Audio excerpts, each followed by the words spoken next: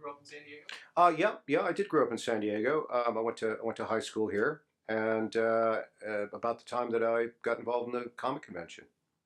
So, So when you were a little kid, were you interested in comics? no, not at all. In fact, the convention, the distinction of the San Diego Comic Convention, certainly in the early days, and I think one of the reasons it is what it is today, the animal it is today, is because it brought together a lot of different types of fans. I was a science fiction fan. In fact, I looked down on people that read comics. My friends read comics, but I kind of took my parents and my teachers' point of view that if you needed pictures to read, there was something illiterate about that. So no, I was a big science fiction fan, and my involvement with the convention was really along the lines of science fiction. In fact, I attended meetings starting in '73, and in 1974, Greg Bear, who was the science fiction coordinator at the time, stepped down, and Barry suggested that I step forward, that I take on the role of science fiction coordinator because of my interest in science fiction. And I was, what, 15 at the time? And to me, it was just, I get to call up Kurt Vonnegut and invite him to the convention. I get to call up Isaac Asimov. I get to call up Theodore Sturgeon. And to me, that was just it was stepping on, it was up in the stars for me, because these were the voices of my youth, my adolescence, um, and really to create context, I think for the time that it was, in the mid '70s, which is very different than it is now, or will be. It's difficult, and it's a theme I'll return to. I think is it's important to realize that reading comics and reading science fiction and being interested in science was a marginal activity. You know, you got if you were a kid and that was what you were into, you would not only get beat up a lot, but girls wouldn't talk to you. And that is really, I mean, I will keep returning to this theme because that is so different than what it is today, when there's like nerd chic, and you've got TV shows of nerds and things like that. It was nothing like that to actually be a comics fan or a science fiction fan or a Tolkien fan. I mean, that was definitely marginal. And so because of the original committee, people like Ken Kruger and Shel Dorf kind of opened up a door and said, look, all you weirdos, all you misfits, you can come in here. And so people who were into Star Trek, for example, remember it was the first Star Trek. People were into Star Trek. People were into fantasy, like Tolkien, before the big wave of fantasy novelists. Comics, at that point, it was really just post Golden Age. It was people following Jack Kirby and Stan Lee, and I mean, I think Batman and Superman were still in kind of a camp phase with DC. I mean, all these different aficionados, people, fans would converge in this one space that was the comic convention, because they had interest in that genre field. So were you aware of Comic Con the years before you were involved? No, no, this was strictly word of mouth through friends. I had moved personally. We had moved. My family had moved from Point Loma to East San Diego, which in the early '70s was a quantum leap in culture. So I was desperate to have any excuse to go back to the beach and hang out with my friends Barry and Brian, who lived on the beach. And Ken Kruger's bookshop was in Ocean Beach, which is where the Comic Con meetings were held. So they either held at Sheldorf's house in Claremont, or in Ocean Beach. And just to have an excuse to get out to Ocean Beach was enough. So your first con is '73, and you get Yeah. to it because Barry invited you. Hmm. It's one of the things that keeps recurring that I keep hearing in what you just said is this inclusiveness. Hmm. The fact that there were a lot of different circles of fandom Hmm. who were all outsiders. Yeah, outsider. That's a good term to use. Uh, Social misfits, outsiders, people on the fringes of mainstream. What was mainstream acceptable in the early '70s, mid '70s? There was obviously a lot of convergence with what was going on with the kind of hippie yippie, counterculture. There was a lot of convergence there, but it wasn't it wasn't so much politicized as much as it was the fringes of what was mainstream acceptability. And what was interesting in hindsight was, of course, that here was, Sheldorf and Ken Kruger and these, these hippies, people like Dave Clark, long-haired freaks who were a good generation older than us kids. And we were having these meetings in effectively what was a porn bookshop in Ocean Beach. And our parents were aware, that, they were taking us, our parents were driving us to these meetings and picking us up. And I remember that, there was a certain awareness that was something, a bit different about these kids, 14, 15-year-old kids, girls, boys, all getting together, like a dozen of us getting together in this porn book. Well, it wasn't just a porn bookshop, but there was pornography that Shell and Ken would cover up before we showed up for the meetings, with blankets. They would cover up these, these displays and everything just because these kids, these minors were coming in. I mean, looking back on it, you could, if you took a bird's eye view of it, you could say, well, there's something really dodgy about this. But almost, in direct opposition to that, I mean, we used to make fun of Shell because Barry and I used to really make fun of him because Sheldorf, at every meeting we would have, and these were organizational meetings, here's a list of science fiction writers to call up, who's going to, talk to the hotel, it's all administrative meetings. And at the end of every meeting, Sheldorf would, would address like a state of the con. And he would get everybody to quiet down, and he would give this stirring kind of mood-elevating cheerlead to all of us and talk about his youth, with comics and newspaper strips and how important all this was and the creativity involved to her and, learning to express ourselves and all that. And Barry and I used to sit in the back and just giggle at this because we thought this old fart, what does he, what does this guy know? But looking back now, in direct kind of opposition to the stereotype of, teenagers meeting in this, porn bookshop, these guys, especially Shell, really cared about us kids. They cared about what our interest in science fiction, our interest in fantasy, our interest in alternative culture would mean in terms of value to us as individuals. And I didn't meet Shell again before he died, but if he was still alive and he was here, I would shake his hand and thank him for the influence he had on me personally. Because nobody else, I mean, you have to understand, even the teachers were confiscating our science fiction books and saying this wasn't real literature. What are you reading? What are you reading Theodore Sturgeon for? This is trash. You should be reading this.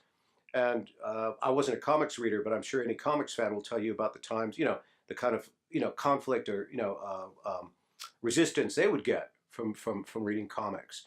And here were these adults. And as far as we were concerned, they were responsible adults. They had jobs. They owned bookshops. They were real. They could drive. They were real people.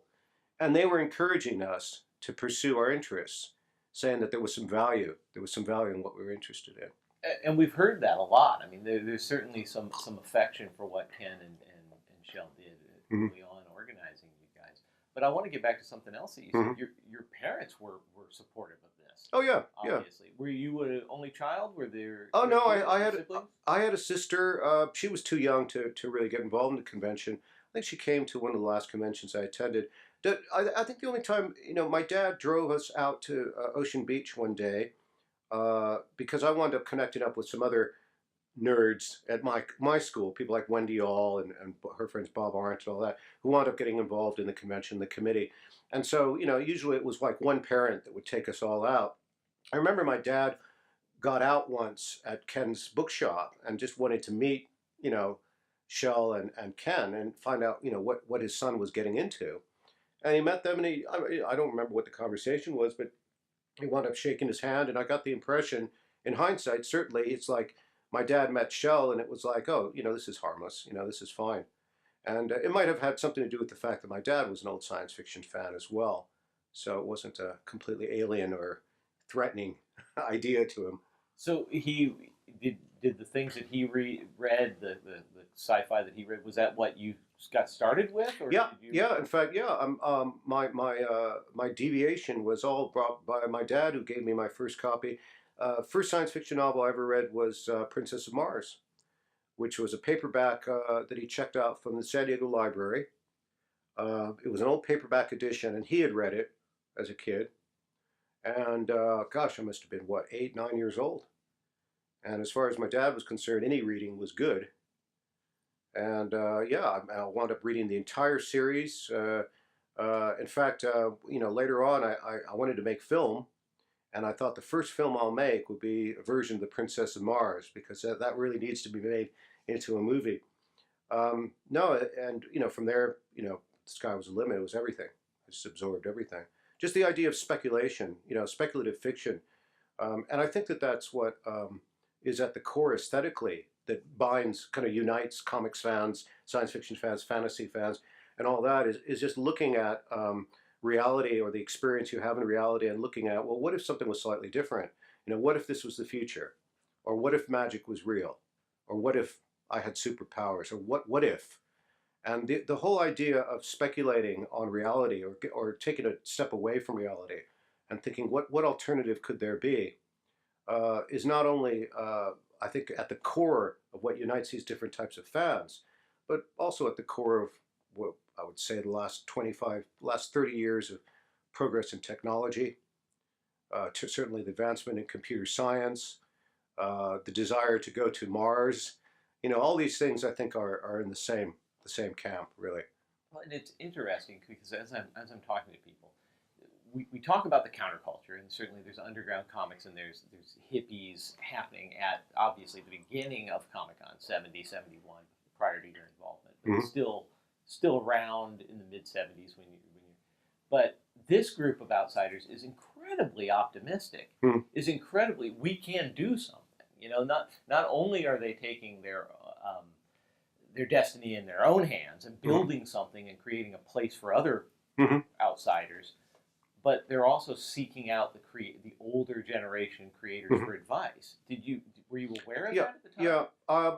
Only in hindsight now, by the experience I had. I mean, I think where Comic Con really opened it up for me was when calling up my hero writers, and talking to them on the telephone was one thing, but then meeting them in the flesh, being able to take, say, or going up to Harlan Ellison's house. I mean, I was a big Harlan Ellison fan at the time.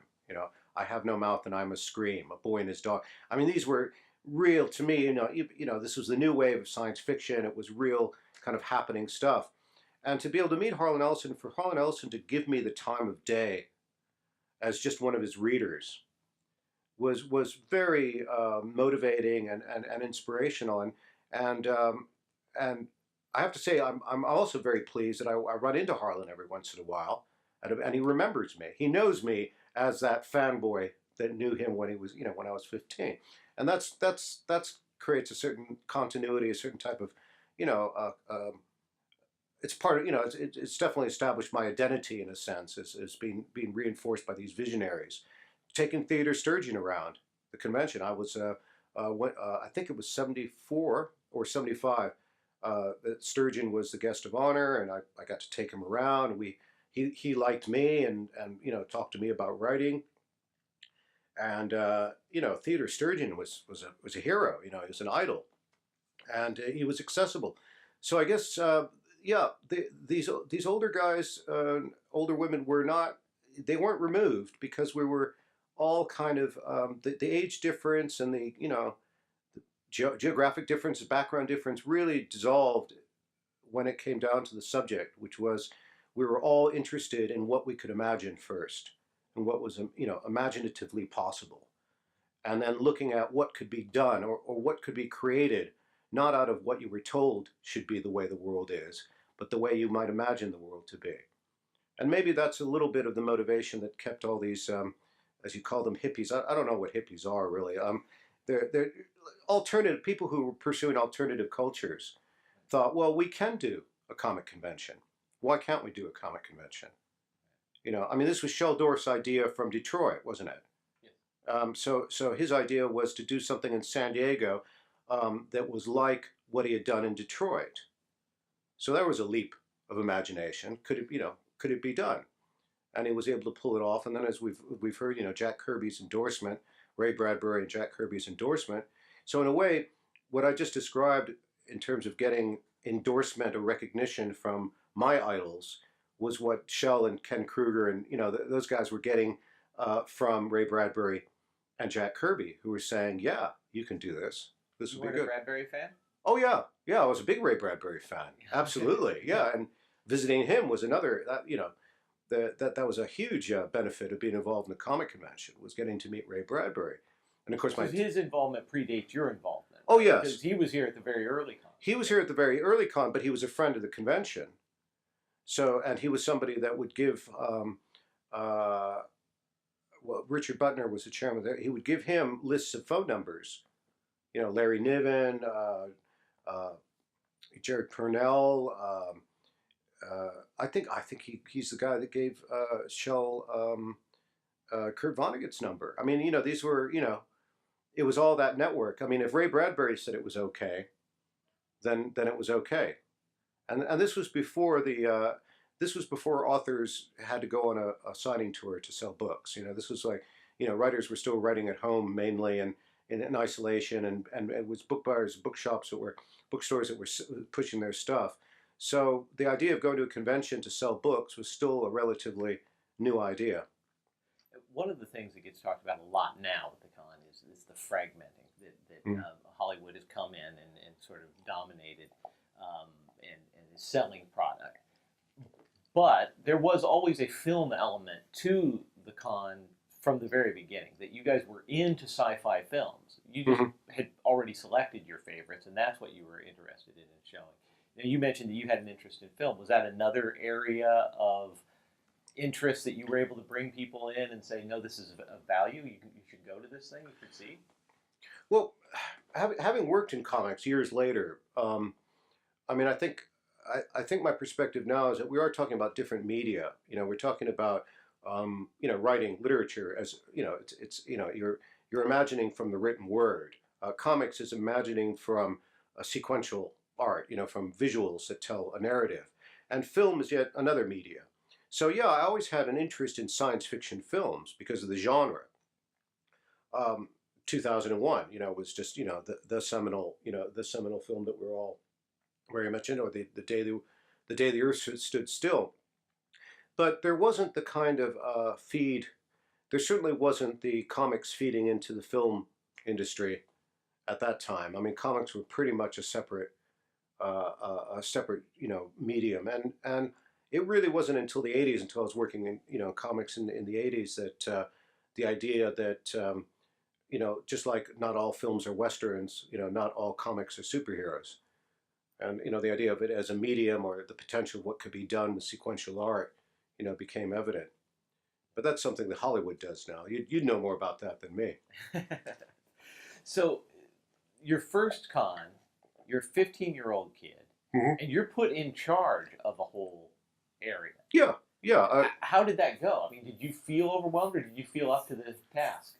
I was definitely up to the task. I had no fear of failure because I had no concept of what failure might be. You know, it was just like all I had was a list of numbers to call up people, and then I got to show them around.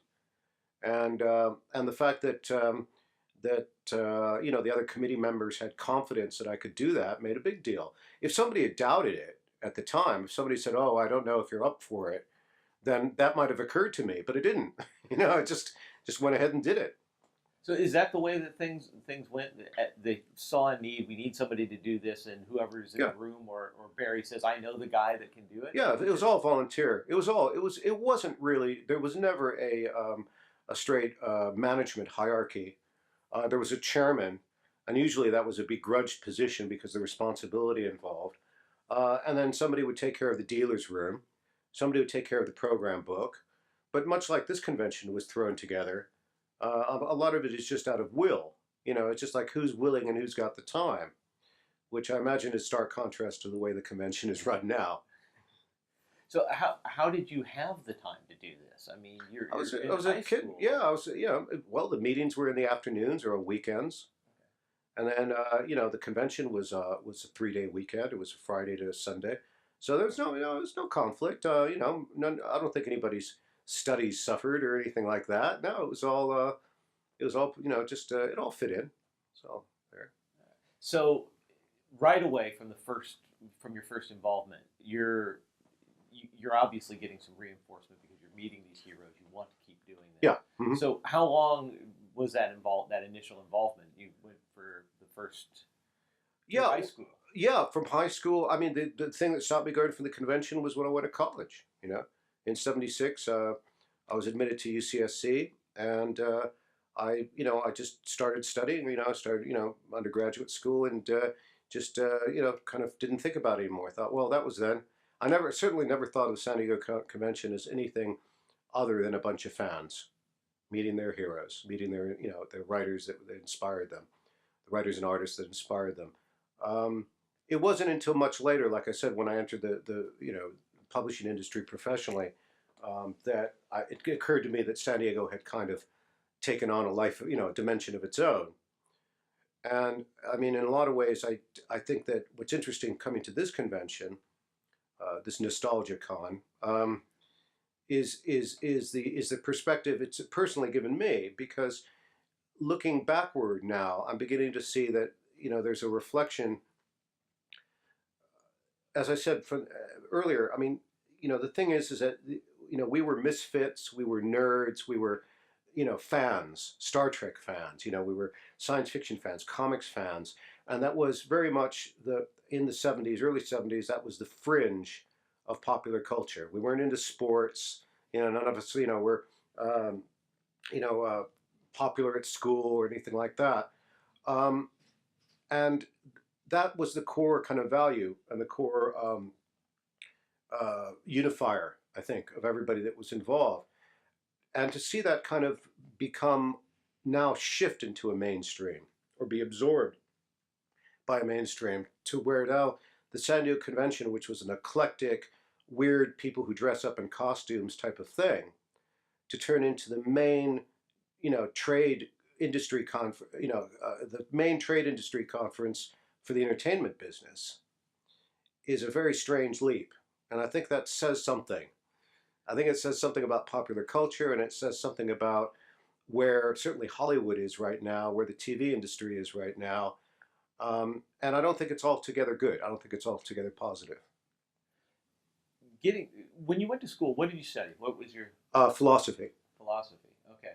So were you writing during college? Oh yeah, Okay. yeah. So you were I, I, writing I science still fiction. write. Yeah, yeah. I mean, when I have the time, yeah, I write science fiction. I write fantasy. Most recently been writing up computer games. No, so yeah, I continued writing throughout my life. I haven't published that much, but I keep writing. Why philosophy? Why did you decide at that point that you wanted to study philosophy? I'm just curious. This has Uh, nothing to do with Comic Con. I'm just curious. well, I had my last year of high school. I took some classes at San Diego State actually, and I had a class from a professor. I think he's retired by now, Lou Rosenstein, Leon Rosenstein, and an introduction to philosophy, and he was very inspiring. So I was interested in, I'm sure there was a certain amount of overlap with kind of metaphysics and a certain amount of the science fiction feeding into that. But no, it was an interest of mine at the time. Reading was, and philosophy was as well. 'Cause it's interesting to me. I mean, there were a lot of people. Obviously, you've got people like Scott Shaw and John Pound, who are art is drawing them. Hmm. They're drawing them. Hmm. They're heading in that direction because they're being inspired by the people that they're meeting. And then there are people who are taking their science fiction interest in writing Hmm. and concentrating more on writing. And then there's Roger Friedman, who actually becomes a scientist. Hmm. Who Hmm. takes his interest in science and science fiction Yeah, and is inspired to pursue that. I yeah. was just curious why do you think you ended up where you ended up in college? I mean, Oh, as in a college, 18, 19-year-old movie. yeah. Um, well, I think you got to major in something in college, and it's got to be something that you're willing to read and spend a lot of time writing about. So I think that's part of more motivation. But I think what your comment about Roger being a physicist is probably more relevant in the sense that I think part of where we live now as opposed to the 30 years ago, 40 years ago, is that the distance between reality or what becomes real and what is speculated is a lot shorter. And so if you had an interest in science fiction, when you're in your 20s, um, jumping up to a point where you're now looking at you know uh, subatomic particle physics or astrophysics is not that far removed in imagination terms than the kind of speculation science fiction would give you. I mean, Roger should be really the one to talk about why he's interested in physics, but the kind of physics that he explores is very, it's science, but it was science fiction. So it sounds, very close allusion there. We did talk to Roger. Oh, you did talk to Roger. Yeah. Yeah. 2 days ago. Oh, right. Yeah. And he had some interesting thoughts on it. I just wanted to hear why you think that you went, why your early interest didn't carry you through college and say, well, because I've met these people and it's possible, that's what I want to do. Kind of had some other... No, I didn't. I wasn't interested in science so much, or practical application. Of course, later I became. I worked in computer science, which does kind of feed back to both philosophy and science fiction. In that, certainly, what is the developments that are being done now in terms of cognitive applications are very much, the kind of things people were speculating on 30, 40 years ago. So what's possible with computational equivalents of brain functions and neuroscience is very interesting, very science fiction. And I suppose that my background and my interest in science fiction might have fueled my interest in that area as well. And I guess I may be making a leap here, but you correct me if I'm wrong. Sort of a lot of the sci-fi writers that you're mentioning do have a deep philosophical ground. Yeah. I mean, they're wondering about the ethics of the future and how technology is going to alter our future, how progress is going to alter how we are as a race. Do you think that those thoughts were, in the kind of sci-fi that you liked, and so maybe you were drawn to that kind of? Yeah. I mean, I think to kind of make any progress or any kind of improvement, you have to be willing to think outside of the parameters of conformity that you're in. I think one relevant example of that is you look at the banking collapse, the global financial collapse, and the kind of questions that really need to be asked are outside of the box, which is like, well, is this kind of global market system, banking system, the right model? Is this the only way to do it? And that kind of nonconformist thinking is what's necessary to solve problems. I mean, if you're trying to improve conditions for people, be it through natural catastrophe, energy shortage, poverty in general, food shortage, whatever, you have to think, well, so what we've done so far isn't working.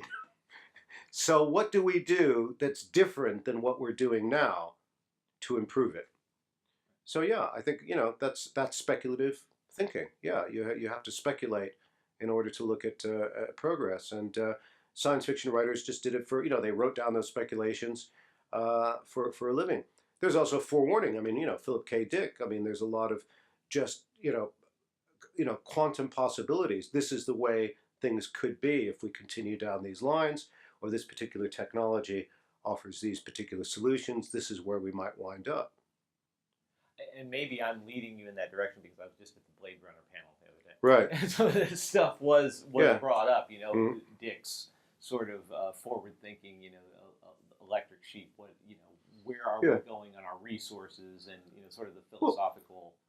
Well, I think to get more to your point, I think the best example I could use would be certainly my personal experience. Is that the work I do now is very much about the kind of applications and the kind of technologies that are at play with processing information, and certainly a lot of web-based architecture. And there's an old speculative fiction which has been adopted by scientists now, which they talk about the event, the singularity event, and it's something only if you're a science fiction fan do you know. The singularity. You understand that's the moment of consciousness, the moment that the Terminator moment when all the computer networks link up and sentience, and it becomes self-conscious, and it doesn't like us. That's always the science fiction view. But it's something that's been dismissed as science fiction rightfully for a long time, until you start looking at it slightly differently, until you start looking at the examples of where human behavior and human cognition is beginning to adapt more and more to the way machines think. And certainly I would say, the behavior we exhibit now in terms of using social media is much more of a networked behavior and more like the way a machine processes information. So maybe we're not talking about a singularity where a machine wakes up, but maybe we're talking about a singularity where the machines and we wake up to be something else that is, the technology, more of a marriage of technology and the way humans think to begin with. So, there's that type of, reality that comes into play as well. It's fascinating, the pieces of what you're saying, and I want to bring it back to Comic-Con, because this idea that you and these other fans who are fans of science fiction, fans of comics, are thinking in the what if, and not being exclusionary and bringing in lots of other outsiders with ideas from outside the box. Comic-Con itself, as it's developed, really became transformative for not only the popular culture, which it certainly influenced as it got bigger and bigger, and people said this is a place where we can go, we can be outsiders too. We can bring our cosplay into it or whatever and feed it. But also, it literally changed San Diego. You were talking about coming from East San Diego back to the beach was like a quantum leap for you to be able to get back to it. San Diego was a different place back then. Comic-Con has changed the way everybody sees this city, this major American city. Do you? I mean, you've obviously spent time abroad. Does everyone see it that way? Is it? Are you seeing that Comic-Con has become sort of a moving force in the culture? Well, yes and no. I mean, the San Diego Comic Convention now, I mean, it's a corporate franchise. I mean, there are in fact, there's a San Diego Comic Convention. The organization is having a convention in London at the end of this month. So they do WonderCon. They do various conventions throughout the country, and they're beginning abroad. So yes, it's been a rolling, a stone that's gathered quite a bit of moss, but in some ways, I think that, and going back to kind of a negative slant, I think it's losing its point, losing the virtue of what it was, which was a focus for counterculture, for nonconformist thinking. And basically, I think that to be creative or to come up with any kind of value that contributes to some improving a situation or an industry or whatever, you do have to think outside of the normal parameters of conformity, and certainly the people that were involved in convention and the early days and where they've gone off now are continuing to do that. It seems to me more that the business of the comic convention is more about a platform or a portfolio for Hollywood and for the games industry, and it seems to be more about creating an instant communications network for promotion more than anything else. And that, so in a sense, it's like, well, has a convention, has Comic-Con changed things, or has it just become more like everything else? Which is basically about money, about monetizing, entertainment. And there's nothing wrong with people have to eat. There's nothing wrong with monetizing it, except when it begins to infringe on the ability to, say, own a character or own a property or produce work that has integrity in it. And certainly, it's still an issue today amongst creators, like Alan Moore, obviously, comes to mind, but people like Neil Gaiman as well, who are at the forefront of being creative talent in the comics industry and are in a constant fight to retain the intellectual properties of characters that they've created. I mean, a personal bugbear for me is the Before Watchmen series that is being produced. And I have friends who are working on those comics. But I think it's one of the it's the best example of the exploitative nature of the entertainment industry. And I'm throwing comics in with the entertainment industry now. That basically really just is about selling property or selling exploitations of property, and the idea of, or the value of expression, the value of telling a good story, the value of showing people a different way of doing artwork, which is what gets people buying it to begin with, which is the value that people are buying into, is commodified. And if it can be repeated, if it can be churned out, people will do it that way. I'm speaking from experience. I was involved in. I worked for the comics industry, for the biggest comics publisher in Britain, back in the mid '80s, and it was a company called Titan Books. It also owned the Forbidden Planet retail chain. And at the time, I was doing marketing and publicity for their books, for their comics, and they were doing compilations of characters out of a British comic called 2000 AD. Judge Dredd was the main character out of that, and they were having trouble getting them into bookshops. So at the time, my task was to come up with a means or a set of sales tools that would allow their reps to get these square-bound books into bookshops. And it was a business, it was a marketing activity, because basically comics were viewed as magazines, and in the UK, magazines were sold mainly 80% on newsstands. So you could pick it up with a newspaper, and that meant they had a weekly or a monthly, it was a weekly turnover. So anything that didn't sell within that week would be returned. Books could last on a shelf for a year. The cost of producing a comic is very high to shoot the artwork, especially in color. If you're shooting color artwork and then printing something, even if 100,000 copies, and it gets remaindered, it gets returned after the end of the week, that's very expensive. But if you can take that same cost, a production cost, and put it into a book that sits on a commercial bookshelf for a year, then you're more likely to get a profit return on that. So that was the exercise I engineered, was to create a term called the graphic novel. And what we did was, I didn't make it up, I borrowed it off of Will Eisner. We were looking for a marketing term that would convince book buyers that these weren't magazines, right? Comics meant magazine, meant no sale, right? Graphic novel sounded like book. Oh, I can sell this for a year. And it was that simple. And so I borrowed off of a little trade paperback that Will Eisner had been producing in New York, and he happened to use the term graphic novel. And there were a lot of terms that people were trying to use, we were trying on, and graphic novels seemed to be the best. So we created a whole marketing campaign based around the graphic novel.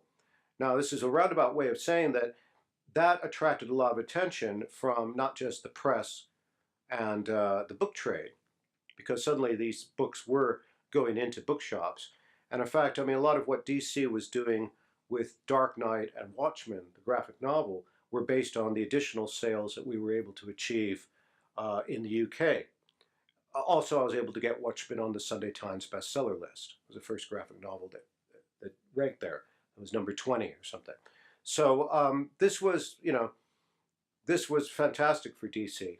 Paul Levitz was in charge of DC at the time, and they saw this as real marketability. So they used a lot. I mean, a lot of the press clippings that we generated, a lot of coverage we generated in the UK, they used for selling in those graphic novels in the US. And suddenly the idea of the graphic novel took off amongst comic shops in the US as well. And now, of course, every bookshop in the land has a graphic novel shelf.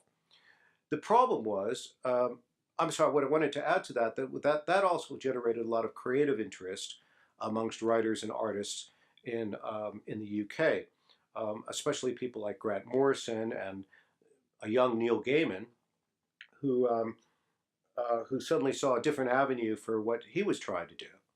And the idea that there could be a graphic novel format that wasn't just a comic, but that could sell in bookshops was more along the lines of what he was interested in, along with his partner Dave McKean and half a dozen other, a dozen other people. So they started generating different types of work, foreseeing that their work would come out in continuity within a compilation in a book, and it would be sold in a bookshop. And that actually changed the kind of storytelling that people were doing in comics. And it also made the British really popular with DC and Marvel.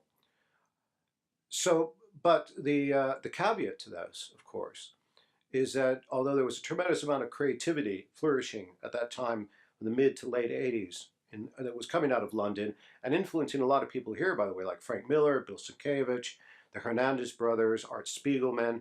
A lot of these people were coming to the London Convention, seeing what was happening, and taking those kind of that enthusiasm away with them. The problem was, of course, that the majors like Marvel and DC, and I think Image, was formed around the same time. Their view was, of course, here's a new commodity to sell. And so Marvel especially was guilty of, they just basically reprinted every Spider-Man series, everything they had, slapped a square cover on it and called it a graphic novel. So very quickly what happened was that what at first started off with maybe half a shelf worth of originated material, things like Mouse, Watchmen, Dark Knight, Love and Rockets, just an eclectic blend of stuff that kind of people were trying to hold up to the meaning of a novel, something new, suddenly became invaded or saturated with Spider-Man and X-Men reprints. And they all existed on the same shelf. And so the mainstream, the non-comics fans, or the crossover audience that were reading about this new phenomena, these new comics that were coming out in the newspaper, or watching a documentary on the BBC, would go into a bookshop and say, where's your graphic novel section? And I'd go to the graphic novel section, and by that time, okay, there were a couple of the first Sandman collections, but next to a couple of Sandman collections were all these Marvel, all this reprint material that the major publishers were just using to shift product, this commodification, and that wound up sinking it in a sense. I mean, I think the level of creativity or the possibilities that were coming out of out of comics as a media, when people were taken seriously as a medium in the late 80s, I think it really it burst that bubble.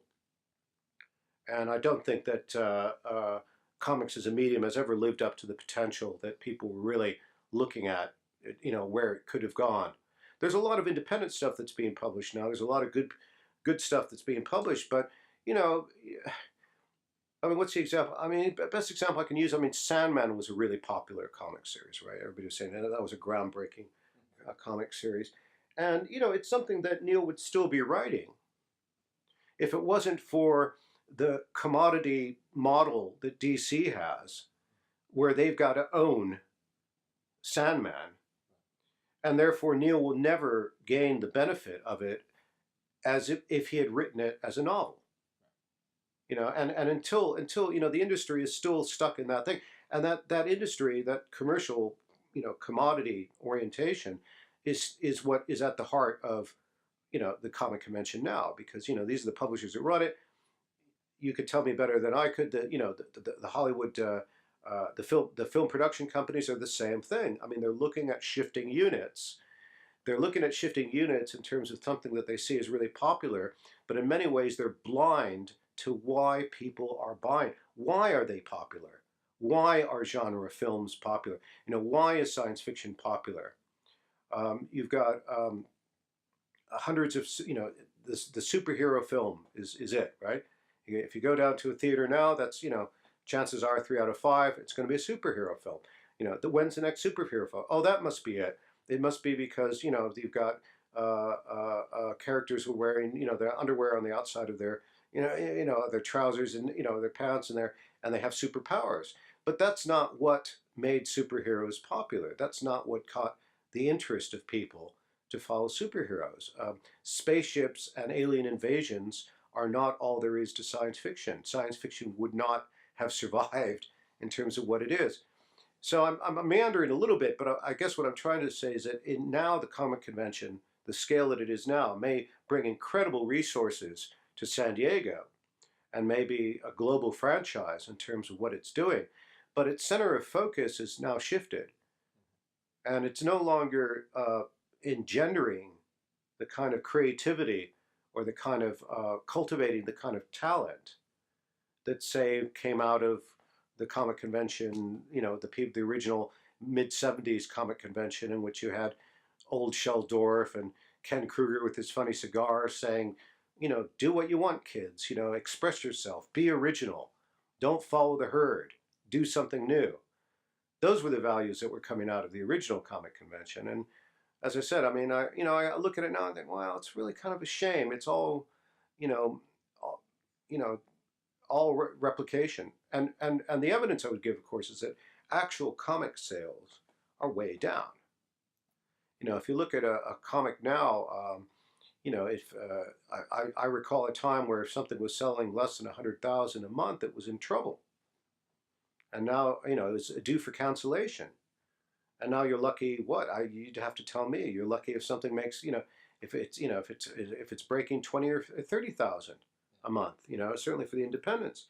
More and more of the creators, the artists and writers, seem to want to do comics just to get a film deal. I actually want to make a movie. So what am I going to do? Well, I'll do a graphic novel. That's the storyboard for the movie. It's a very different type of focus than I think was originally there. And what I think I hear you saying, too, is that mentality, that chasing of a new avenue to move product, mm-hmm. is they're using the characters mm-hmm. as pieces on the chessboard, mm-hmm. where you can envision a time where there's going to be a Watchmen Saturday morning series where the comedian's going to have his own cartoon, and Spector's going to have her own cartoon. People are doing it online. People are taking the mickey already.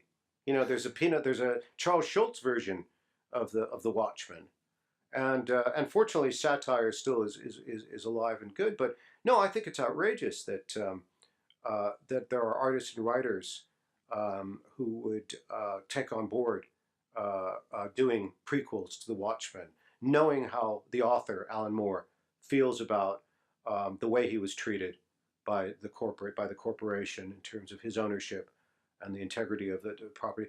The fact that he might have created these characters under contract, but they're definitely his characters. I mean, he invented them. Nobody else could have invented him the way they did. And I think what I find outrageous about it is not so much that I think that these artists and writers are bad guys. They're just trying to make a living, but they don't realize how they're shooting themselves in the foot. They're actually moving. They're like any woman who votes for Romney. You're voting against your own interest is what you're doing. And it isn't that Watchmen's just an example. What's specific about Watchmen, which very much, did very much break through to the mainstream, was one of the comics that you could give to a serious writer, a serious journalist, and say, you think comics are just for kids, read this. And Watchmen, in the work itself, in the integrity of the work itself, not underestimating, Dave Gibbons' contribution to rendering what Alan's scripts were about, was a very different view of what the superhero was. It was a literary, critical take on the very notion of superheroes. What does it mean to be a superhero? And more importantly, from this British perspective, what does it mean? What is a hero? What does an American hero mean? And the whole, the whole, there is no subtext. Well, there's lots of subtext. But the point of Watchmen is that it's not just about, it's a comic about comics, about storytelling with comics. And it's also a very drastic indictment of the American political economic system. And it's there, and anybody can see it. You don't have to be a comics fan to see it. So for that then to be turned into a film and then to be turned into a franchise, it's like, you just wonder, well, doesn't DC have any sense of irony here? And I'm sorry, the other example I use, by the way, is V for Vendetta. And the kind of, I don't want to get too mystical here, but the reason I'm going on and on about originality and creativity and the kind of intentionality that is being absorbed and usurped by the Comic-Con as it exists now, and Marvel movie making, whatever these comic book companies are doing now, which is basically selling film franchises. You look at something like V for Vendetta, which was originally a black and white strip that appeared in a minor British fanzine called Warrior. When Alan Moore's doing work for hire, and the publisher was able to sell it to DC, and then it appeared, as a DC series, and then the Wachowski brothers picked it up and made it into the film. What you have to look at in terms of V is its value that only a comic could do. V for Vendetta, I assume you've read the story of V for Vendetta, which is, kind of a... I haven't seen the movie. Right. Well, the movie doesn't really work. It worked as a comic. It doesn't work as a movie. It's a post 1984 type Orwellian world, and the hero wears this Guy Fawkes mask, and the Guy Fawkes mask is designed by David Lloyd, and David Lloyd was collaborating with Alan on the visualization of it, and what they want to do is create this heroic figure that would stand for up against the oppression of the government and the society that we live in. Now that symbol, that DC published it, and it came out, it was very successful. It's a great story. It's a really well written story, but more importantly, the design of that mask was immediately adopted. Not before the Occupy movement, but it was adopted by all the computer hackers, anonymous, who have hacked into everything from the Pentagon's, database throughout, have identified with that design, that expression a stand against oppression. That even though it was, accessible through a comic, accessible through, a film, expressed through various commodities, it's pervaded and gone beyond that and had a direct connection to hundreds of thousands of people around the world now who have picked up on that mask. Now, Alan Moore and David Lloyd didn't intend that. That wasn't their intention.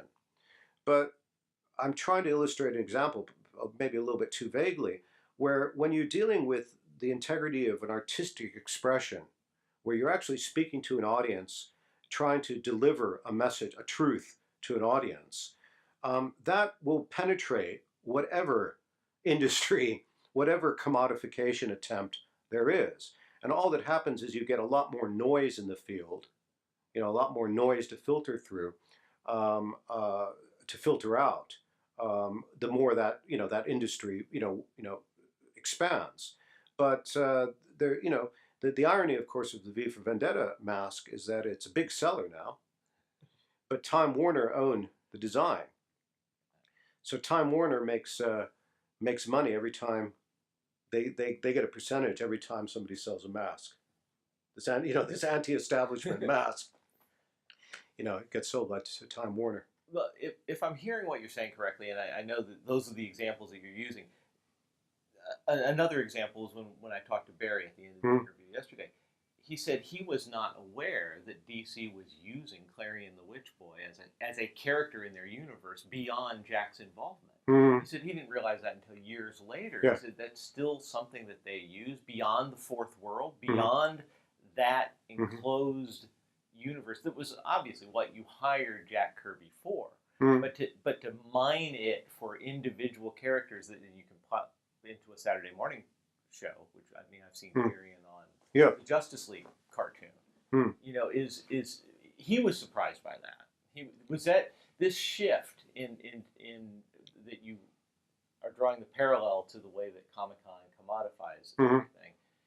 Was that something that you could have envisioned? Was that something that you thought could happen? Obviously you... No, I didn't imagine. I think where I'm still surprised, and I've been expressing this amazement to my peers, and everybody's kind of rationalizing their own way, is that we always thought we were oddballs, and we would always be considered fairly odd and marginal, and we had no idea that that the business model was so robust that we would just get absorbed. I sometimes say to the people I run into, I say, what is this show, The Big Bang Theory? you've got these actors playing nerds, and none of them are actually nerds. They've taken my culture. What they've stolen my culture. That's us. Us science nerds, science fiction fans, Star Trek fans. Look, they've absorbed us. So um, I don't think it's tragic. I don't. I'm not despairing about it because the kind of because there will always be a subversion of the norm, a creative subversion. It's just when certain companies kind of monopolize certain avenues, creative people pursue other ones. And currently, what people are pursuing is online. I mean, the freedom of expression really has to do with the kind of digital art, open source applications that people are writing. People are not, they're developing their own computer games that are not proprietary computer games. They're on their own internet presences. I mean, people are creating and networking and will continue. I mean, that's the human spirit. That will always happen. It was just interesting to see how comics, again, that marginal thing, comic science fiction and genre fiction, became this huge industry that it is now. And I imagine at some point it's going to stop. It's going to become old hat. I think what I'm interested in is what's next. Being a real science fiction fan, it's not let's forget spaceships and alien invasions or superheroes. What's around the corner? What are people going to start imagining as an alternative to what they have now? What's that going to be? And when I've asked people that same question, could you ever imagine Comic-Con getting to the point where it's a product moving corporate machine? Everyone says no, but they say that Jack Kirby saw it. Do you think that his generation was a little more cynical about it, that he could, or it was just Jack that would have looked at that and said, Hollywood's going to come down here and they're just going to eat this thing alive? Because Mark Evanier tells that story, and several people have mentioned it as well, that Jack said that at that time, that this is going to go this way. I imagine Jack, in terms of, I mean, I only met Jack Kirby a couple of times. I didn't know him personally. I wasn't a comics fan, so Jack Kirby didn't mean a big deal to me, not like Ray Bradbury did. I think probably Jack's background, in terms of growing up in New York and understanding, the way businesses kind of, the garment is, the way things kind of develop in New York would have given him that insight. I think he could have seen that, certainly the characters that he created, the characters that were being created had a longevity to them, and that eventually Hollywood was going to run out of, stories. I mean, how many fairy tales are being produced? How many Hollywood fairy tales are there now? I mean, it's just an ideas machine. It's a hungry for ideas. So yeah, Marvel's got a bunch of characters. DC's got a bunch of characters. Let's use those up. Well, it's almost surprising that creators. I guess it's be careful what you wish for. They want to be successful. They want that platform. Mm-hmm. But it's surprising to me that anybody's surprised that your characters now are being used, to sell Saturday morning shows or whatever. Yeah, I mean, it's interesting. The whole idea of a superhero is kind of interesting. It's a very American idea. I can say this having lived abroad for a while, lived in other countries for a while. British comics and French comics, Italian comics and Japanese comics, very different. The American superhero, which again I think is what the subject of Watchmen really is about, has a lot to do with the way Americans see themselves, the identity that Americans have for themselves, and how they see themselves in a global context as well. I mean, if you look at a character like Superman, I mean, people have already written dissertations about it. The original immigrant story, is the alien who is, has certain powers that other humans don't.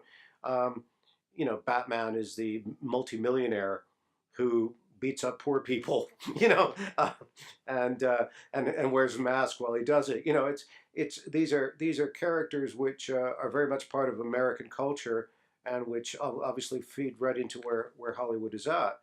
But there are other influences, and there are other ways of seeing oneself, one's own identity, and seeing one's own relationship to society.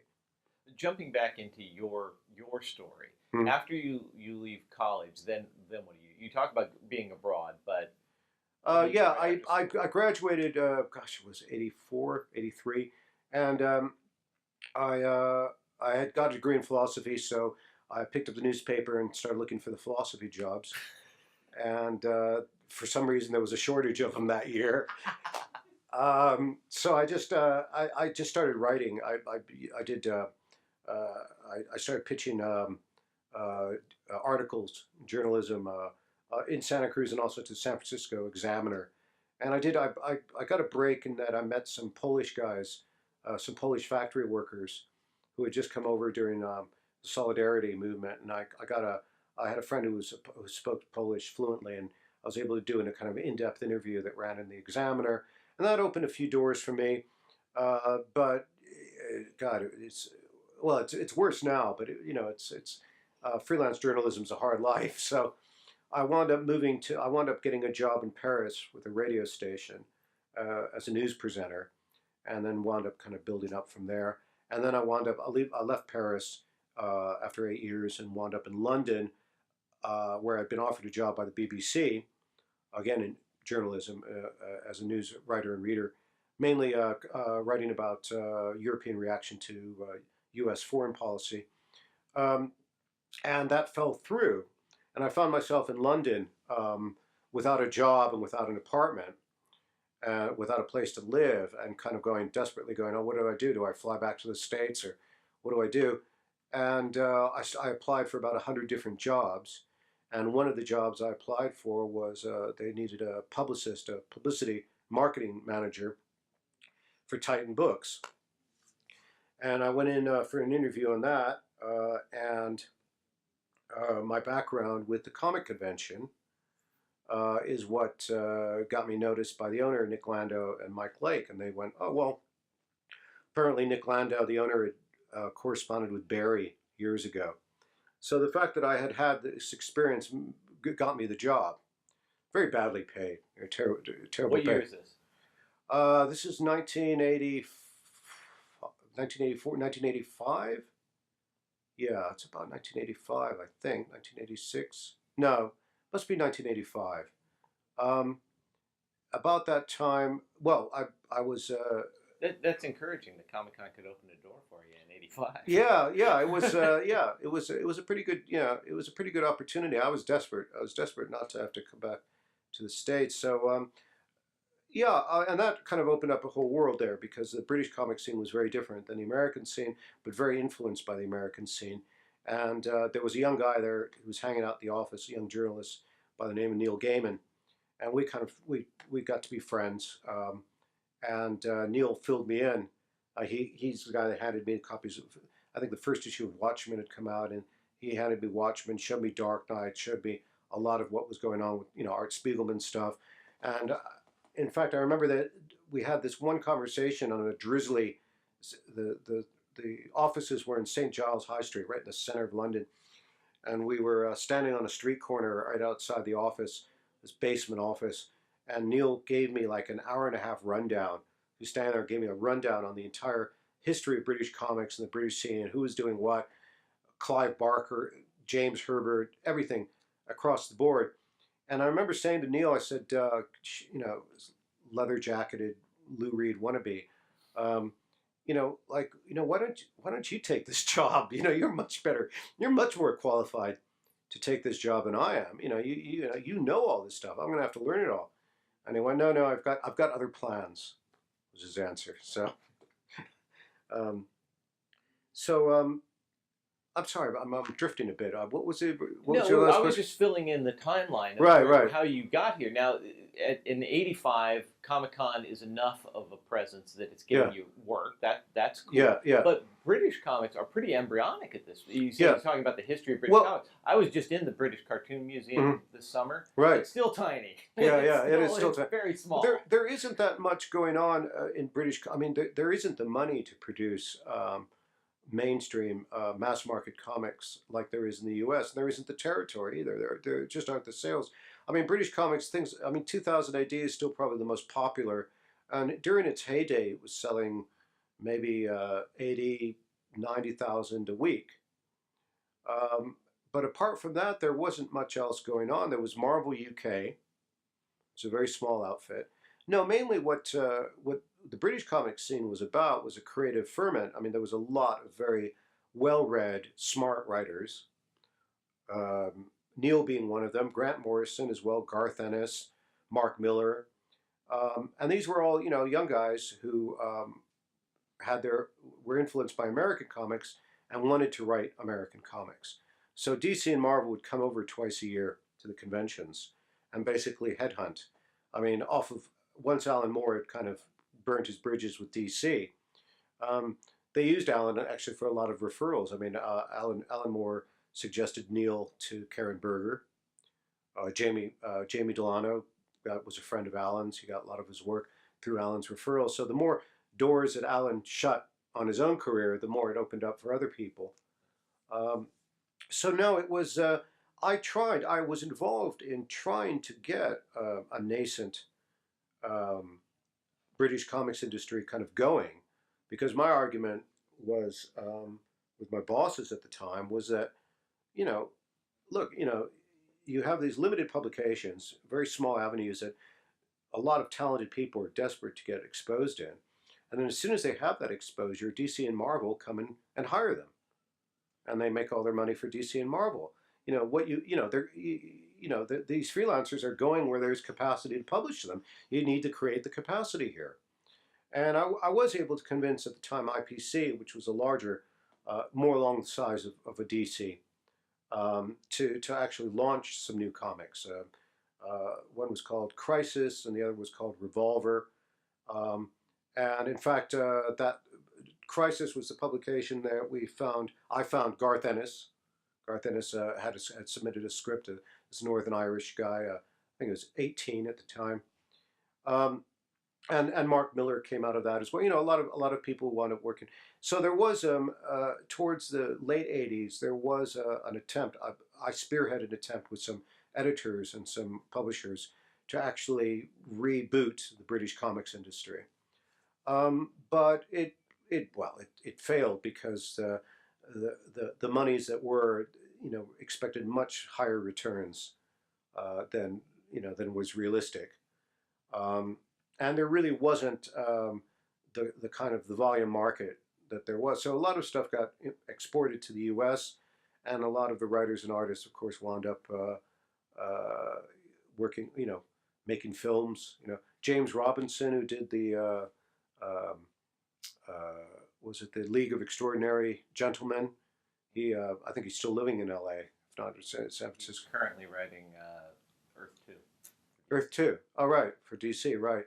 Yeah, a lot of, It's they're, not my favorite. yeah, it was, these were just guys that happened to be, I mean, I never thought Mark Miller was going to go anywhere. I mean, Mark Miller was kind of Grant's younger brother, and Mark Miller just, was a lapsed choir boy. I mean, he studied to be a priest, and then he's writing these violent comics, writing Judge Dredd for 2000 AD, and now hobnobbing with Brad Pitt and Angelina Jolie.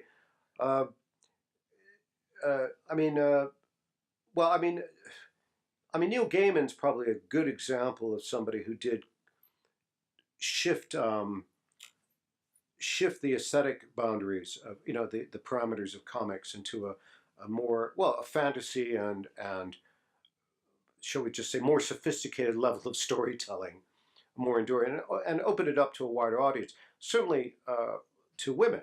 I mean. Comics were not just nerd territory; they were also traditionally male nerd territory. And I think that writers like the British writers, especially like Alan Moore and Neil Gaiman, opened it up more to a female audience. And now, I'm delighted to see now, wander around a convention. It is like the population, more 50-50 than 90-10, which is what I remember it being. And a girl walks in the room and everybody's voice goes down. So that's more progressive, I think. I'm sorry, I'm getting lost in mist of memory here. You wanted to fill in the time gaps. Actually, now we're up to you've mentioned British conventions. So you're now going to conventions in another country. I mean, was that? Oh yeah, I got out of the comics industry though. I wound up. I was kind of leading up to my own disillusionment as well, because I just found that this whole what had started off with a lot of promise in terms of kind of a renaissance of British comics, and also the kind of more sophisticated storytelling that was being done, the better stories that were being told, and it just all it all kind of collapsed in on itself, and I just kind of I decided I became more interested in technology. But before that, there Mm. were you mentioned people coming over the mining the talent Hmm. in England at conventions. Hmm. Were these conventions small affairs? Were they Yes. similar to the early con?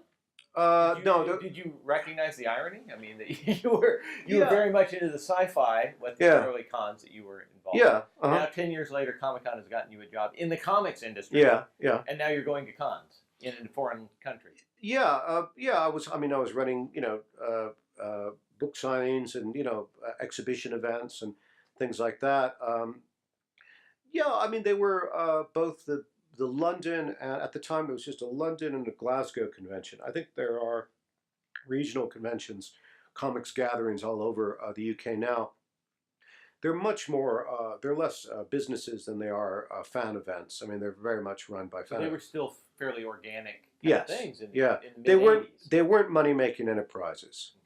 Um, and I mean, the only money that was generated was usually to pay for the flight for some American stars to come over. Ironically, now I think that there's kind of a self-parodying going on, that it seems to be down to comics creators themselves to put on their own convention. Mark Miller does Kapow every year, so he's just taken his, his the money he's made out of Hollywood, and is just paying for his own convention. And Grant Morrison is doing one in Las Vegas at the end of the month, where he's just hired a whole casino, and he's having Morrison Con there. And I think that kind of tells you where it's kind of indicative of where I think the creative talent has gone in terms of the industry. So they have their own namesake conventions now. So you talked.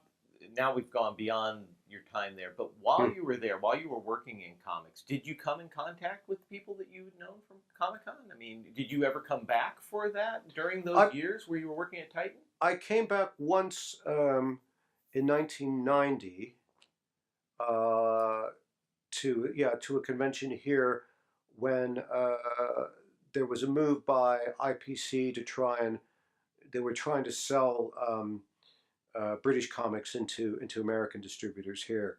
So I did come over for that one convention. No, I didn't. I didn't run into anybody. The committee was, long been dispersed of people I knew, and it was all. I mean, the comic convention now is, it's a very, it's a very sophisticated machine, and it was, it was very crowded. It was being held downtown. Um, no, I've kind of avoided it, actually, to tell you the truth. I mean, it's not, to me, it's not the same thing. I mean, this I'm very grateful to Tom that it occurred to him to try and do this, because this is, this is, it's interesting to meet up with people after so many years and see what they're doing. Interesting to see Scott Shaw's, continuing to produce comics. Um, it's good running into old friends. But as I said, I mean, the Comic Con itself, is, to me, it would be work. I would go there to look at, you know, looking at interested parties in computer games or online motion comics, things like that. That it really doesn't have the same nostalgia for me. It's interesting because some of the people that I've talked to who have gotten away from it, it's purely a nostalgia thing. Roger comes back and people recognize Dr. Raoul. He Mm-hmm. thinks that's great. Mm-hmm. I mean, it's just fun for him. It's a Mm-hmm. diversion. Scott obviously has a work aspect where Yeah. he's doing his drawing, but then he creates something fun for himself and does his oddball show or his quick draw show where it's about drawing in comics and introducing people to it. So that group does have a very diverse Oh yeah. experience with it now, but that never interested you. You would have to go for work for a reason. Well, yeah. I mean, I think I did my bit for comics in London. I mean, I gave America Garth Ennis and Mark Miller. Um, yeah, I mean, to me, it would. Yeah, I wouldn't have a place really in the convention now. Um, I think people like Scott are more motivated by legacy. I mean, Scott, it's a pay forward kind of thing. I mean, Scott got a lot of encouragement when he was starting out, and I was talking to Scott yesterday, and he's got lots of young kids at his table who he's talking, young cartoonists who he's talking to about what they should do, and avoiding the pitfalls of working for the majors, and what to do when the page rates go down, and he's kind of carrying on. I mean, he's very much he's a comics person. I mean, he's an artisan, and I think he's just carrying on the legacy of his craft. So that's slightly different, than Roger's always had an interest in science fiction. Um, Barry, of course, is doing all sorts of different things now. I always thought that Barry would have become a writer, but he just he decided to write songs instead. So no, I mean, if the question is, would I come? Yeah, I'd come back to the convention. Well, I'll certainly come back to the convention now that I've discovered that as an ex-committee member, I'm entitled to a free membership. So I think I might do that. I might cash in on that. Um, I still have friends, both from mainly from my work in the '80s, from that I still like to run into. I mean, last year it wasn't around the convention, but I met up with Neil here in San Diego to go see his Amanda Palmer's show. Um, People like Bill Sienkiewicz, the Hernandez brothers. I mean, these are old friends that I would probably want to have a drink with. If I ran into them. Um, I'm much more now about promoting what we were talking about earlier in terms of where I see creativity happening now, or a lot of expression, a lot of should we say, fringe culture expression is happening in terms of uh, online activities, online projects, digital art, digital animation, independent kind of CGI type films that people are producing online. And I mean, one reason that San Diego was less relevant in a way is that um, the entertainment industry as a whole is shifting. The whole idea that we're beholden to mass distribution um, dinosaurs, and that you really, you can't make a film unless you have a distribution network for it. You can't cut an album unless it's with a record label. You can't produce a computer game unless it's through unless it's a Sony is publishing it. These rules are shifting. These rules are breaking down, and now because of technology, there is even more opportunity for people to create things that have integrity, that are created for the audience that resembles the producer, and you don't have to necessarily sell through the same avenues. There is a direct means of getting people. The whole, what Amanda Palmer did in terms of Kickstarter in crowdsourcing the funding for her latest album has woken up a lot of people. In fact, we're going to be doing a Kickstarter program for a game demo, because the commodification of artifacts, of entertainment products, whatever you want to call them, is that infrastructure is weaker now because the distribution, because direct distribution is more possible now. You can download something a lot easier now. You don't have to go to the record shops are closing. The cinema sales are theater sales are down. Um, and just as many people watch entertainment online as they do on TV. Bookstores are closing. I mean, That's you don't even have that. You're going to Yep. get that from. Yeah, absolutely. I mean, to be a writer today is a completely different. A young writer today is looking at a completely different avenue compared to. I mean, I'm old enough to remember the term vanity publishing, and now all publishing is vanity publishing. People self-publish not because there aren't editors, because they can't sell their book through, but because they can't afford to sell their book through, because publishers offer such bad deals now that you're better off publishing your own book as a download online and going through Amazon and going through third-party distribution channels and marketing it yourself than you are going through a mainstream publisher. You mentioned an early desire to make films that, Hmm. that Princess of Mars was the dream project. Yeah. John Carter probably didn't live up to your expectations. I haven't seen it. I haven't either. No one has. I haven't seen it, and I'm of mixed. I had opportunity to see it, but I'm of mixed feelings about it. What, did you ever pursue getting back into film? I mean, a lot of these guys that you created are film creative people now. I mean, that's what they're seen as. They're sitting in meetings at big long tables with guys with cigars. I imagine they have cigars. I don't think they do. Yeah, they probably don't smoke. Well, again, I think it's about where, what is the avenue of exploitation, or how do you reach your audience? And I think that the film world, like television, like the music, is going the way the music industry has gone, and that, you do have the kind of vestiges of the usual channels that people access their product from. But those aren't the means of distribution. Those aren't the future means of distribution. I mean, my interests now have to do more with computational based entertainment. Things that are involved with a certain type of interaction. An area called we're looking at computational narratives, products which tell many stories or a new story every time you access it. Stories that plug into your personal, your Facebook preferences. Computational narrative is a kind of genre that fits the platforms that we now have for accessing entertainment. And I think I'm more interested in seeing what's around the corner than looking at. Yeah, it's interesting to me because you are looking ahead. And it sounds to me like because of that forward thinking, you're consigning Comic-Con to the past. You're thinking that it is a bit of a dinosaur in the way that the model has gotten. The way it is now as a corporate entity that moves product is a bit of a dinosaur. You're thinking beyond it.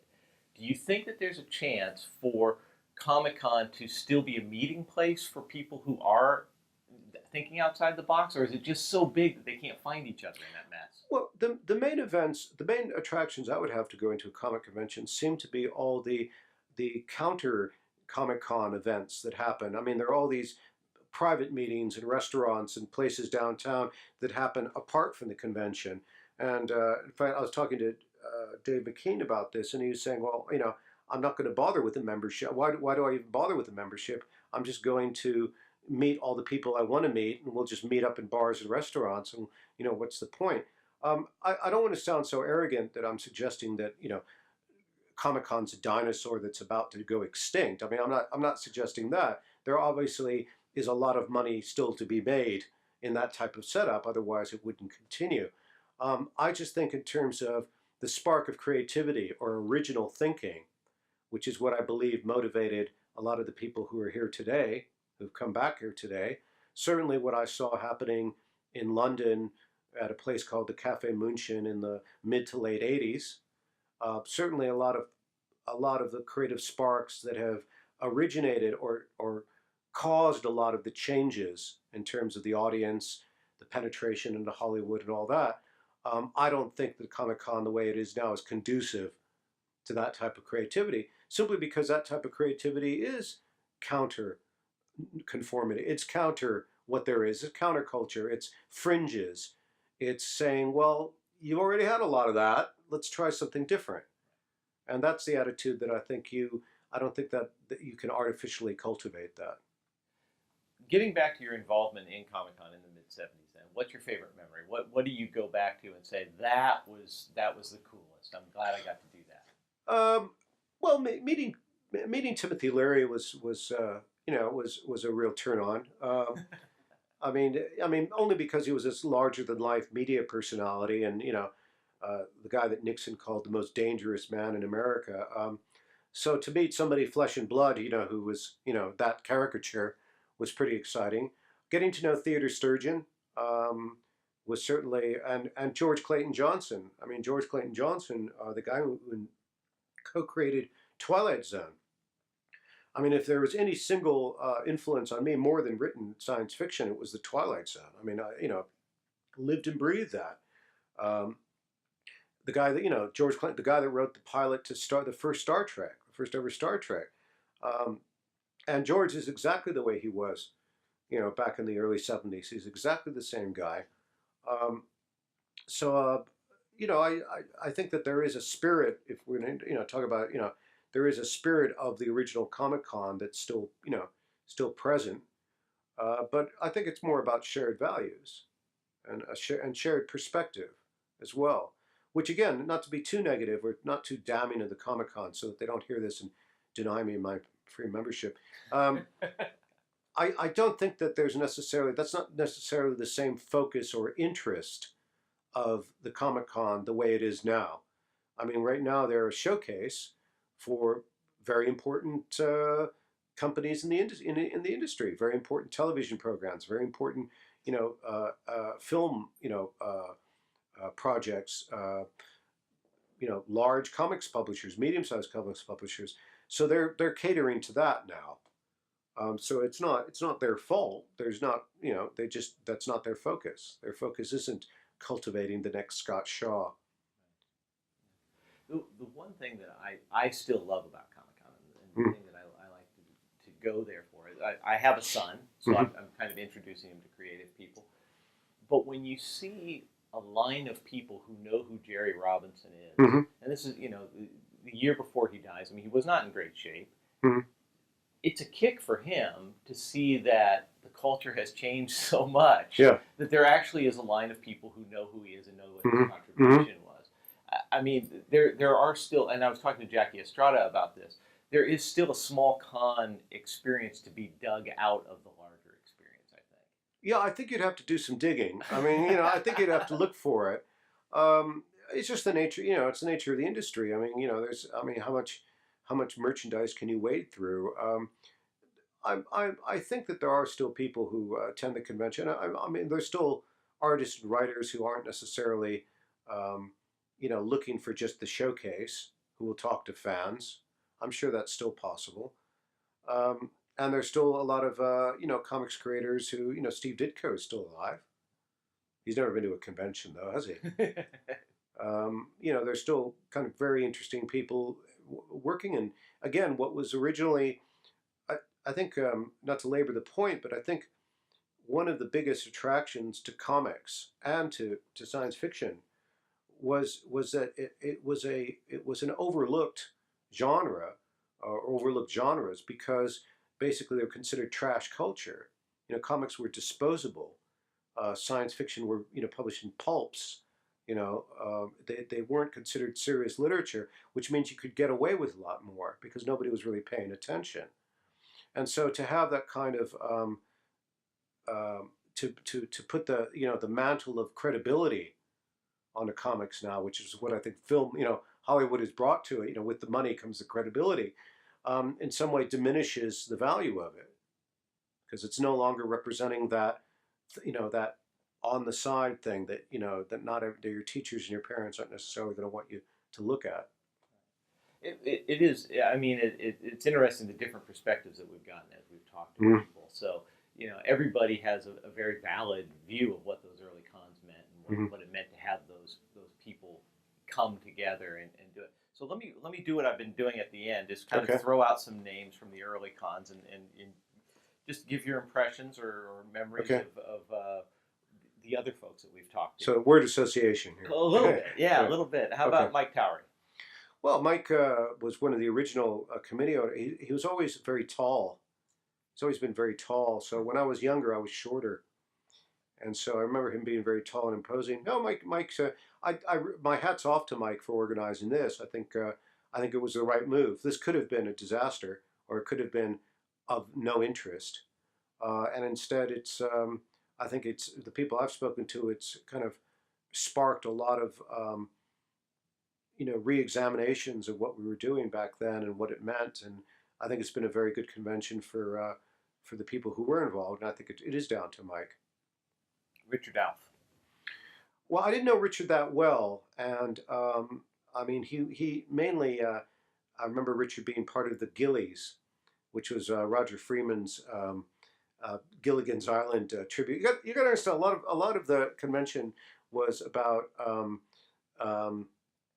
was about making fun of people. And as much as we absorbed the Star Trekkies, the Trekkies we called them, we call them Trekkies because they insisted on being called Trekkers. Um, Roger and Scott and Barry and uh, created a bogus revival for Gilligan's Island, and we said that we're going to write thousands of letters and demand that they resurrect Gilligan's Island. And so they formed a band, and I think he played Gilligan, and they formed a band. They dressed up in Hawaiian shirts and called the Gillies, and it was a tribute band to try and get Gilligan's Island returned to the screen. So that's what I remember. How about Roger Friedman? Well, Roger, I'm still in touch with Roger. I've been in touch with Roger mainly off of Facebook. And I saw Roger in New York last year. He happened to be up there for an academic conference when I was in New York. So Roger, Roger took science fiction to its ultimate end. He became a scientist. And I was teaching up at the University of Liverpool for a couple of years, so I was conferring with Roger in terms of how do you teach kind of thing. How do you teach college students? Roger kind of lives a life of adventure. I mean, he's a pilot. He used to run the Human Orchestra, Raoul Duke and the Human Orchestra. Well, it was really strange. I just realized this morning, because I had breakfast with Roger, that he used to do the parody of parody. He used to do a parody of Hunter S. Thompson, Dr. Raoul Duke, which is really based on the Doonesbury parody of Hunter S. Thompson. But I found out this morning they actually met Hunter S. Thompson up at Stanford, and kind of explained to him what he was doing, and that's kind of weird. If a parody of a parody meeting the original, I would have liked to have been a fly on the wall for that. That's interesting. That's funny. Did you? Let's go with Barry Alfonso. Let's go. Right. Well, because you guys were roughly the same age, and Barry had been involved since the beginning, but as sort of a junior member. So now there's somebody more his age coming in. Yeah, I mean Barry. Yeah, apparently Barry met up with Shell when he was 12, and so that was that was the beginning of the comic convention. I mean, Barry and I we had a mutual friend, Brian Smith, who introduced us, and we shared a common sense of humor, and Barry kind of wrote me into the convention. I mean, Barry's always been a really smart guy, and he was very smart when he was, a teenager. And he was I think he was the first publicity coordinator for the convention, and he's since kind of pursued that as a career, I believe, as well as a writer. No, the convention wasn't the convention without Barry, as far as I was concerned. I was hanging out with Barry, and he's always been well respected by the fan guests. He's the guy that showed Timothy Leary around. I'm glad that I'm in touch with Barry. He's a pretty smart guy. Is there anybody that I haven't mentioned that you would say looms large in your memories of your involvement? Well, we talked about Shel Dorf. I think Shel, certainly in hindsight, was Will Lund. I don't know. He was supposed to come down. He was chairman, I think, for 2 successive years when I was there. We haven't heard much about Will Lund. Do you want to talk about him? I haven't been in touch with him for years. I know he's an actor. I think he's living in Oregon. I'm not sure. He was supposed to be here, but he didn't make it. There was a cancellation for some reason or another. Why is he one of the ones that you think of when you think of your involvement in the early cons? Well, he was one of the coordinators who made things happen, and who you were willing to do things for. Why was that? I mean, it was just. Why were you willing to do things for him? Well, I think we were all volunteer. It was kind of a volunteer army kind of thing. It was the excitement of being involved in something that seemed seemed to have a life of its own. Things got done, even though in hindsight it was utter chaos, total chaos. But things got done anyway. it was not. It was also not. Uh, it wasn't conventional management, you know. And I don't know how the convention is run now, but I can't believe it's run anywhere near what it was like run like in the '70s. And it really was this kind of thing that things just got done, and you know, it wasn't about people taking on obligations or and you know, kind of authority chains, and you know, people man, you know, there wasn't. It was a flat hierarchy in the sense that there were people delegated to particular areas, but there were teams of people that worked very for nothing, you know, for nothing except for the privilege of being there. You happy, or anything you want to add to the record? Well, there's a new website called subversion.biz, which is going to showcase some of the the kind of computational stuff that I was talking about that might be relevant to anybody listening, because a lot of the people working on it come from the comics, science fiction areas. So a lot of authors and writers who are involved in that. So that's subversion.biz, and that's coming out this week. So yeah, that would be it.